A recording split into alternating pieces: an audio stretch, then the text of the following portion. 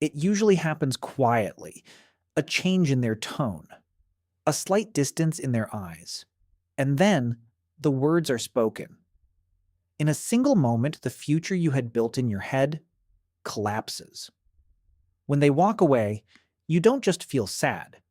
You feel a literal, heavy, crushing weight in the center of your chest. It feels hard to breathe. Your hands might shake.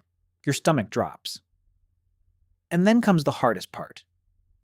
The next morning, you wake up, and for exactly 2 seconds, your brain forgets. For 2 seconds, everything is normal. You reach for your phone, expecting their good morning text, and then reality hits you like a freight train. The memory rushes back, and you have to grieve the loss all over again.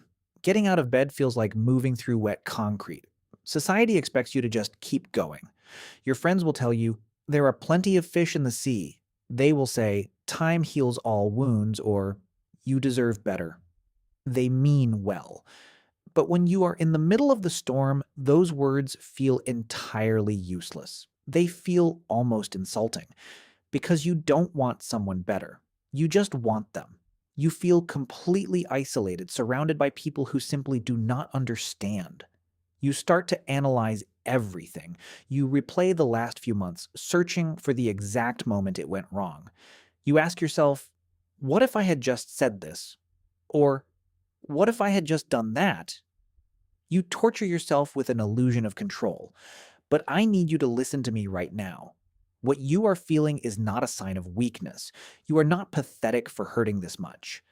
Your pain is profoundly real, because your brain literally does not know the difference between a broken heart and a broken leg. When you fall deeply for someone, they become a part of your biological survival system. Your nervous system tethered itself to their voice, their smell, their presence. They were your safe harbor. And when that harbor is destroyed, your body goes into high alert. Your cortisol levels spike. You are in a constant state of fight or flight. You are going through a literal chemical withdrawal.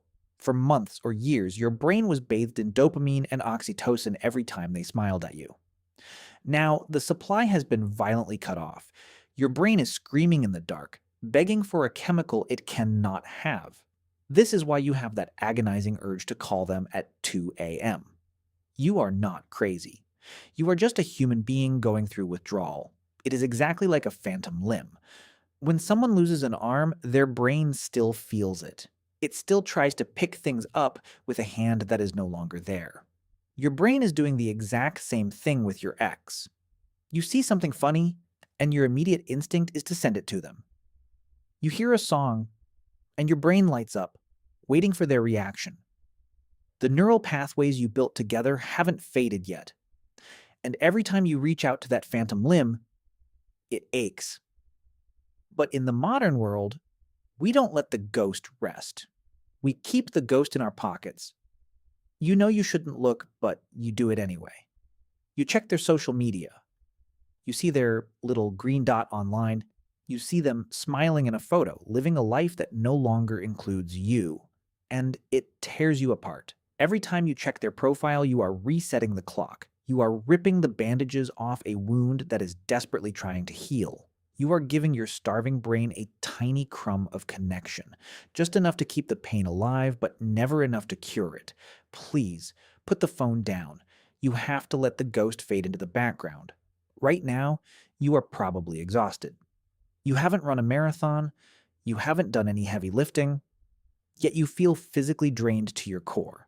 That is because your brain is currently doing the heaviest lifting of your entire life. It is performing open heart surgery on itself. It is manually severing thousands of memories. It is completely redrawing your map of the world, taking someone from a physical, living reality and trying to turn them into a chapter of your past.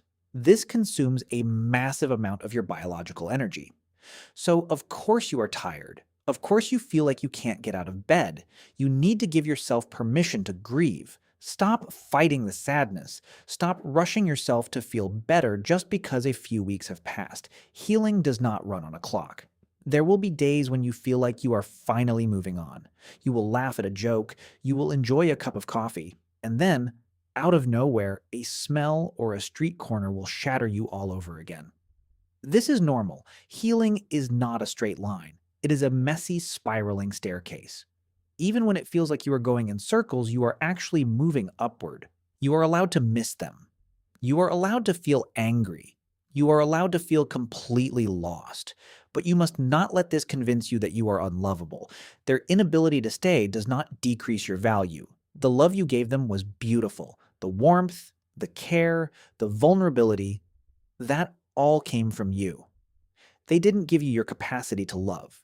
They only borrowed it. And that capacity is still inside you, completely intact. Right now, your universe feels empty because the sun has disappeared. For so long, everything you did revolved around their gravity. But here is the painful, beautiful truth. You were always meant to be your own sun. You are now in the quiet, empty space between who you were with them and who you are going to become. This space is terrifying, but it is also entirely yours.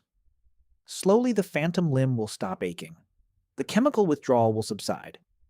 You will wake up one morning and they will not be your very first thought. It won't happen overnight with fireworks. It will happen quietly.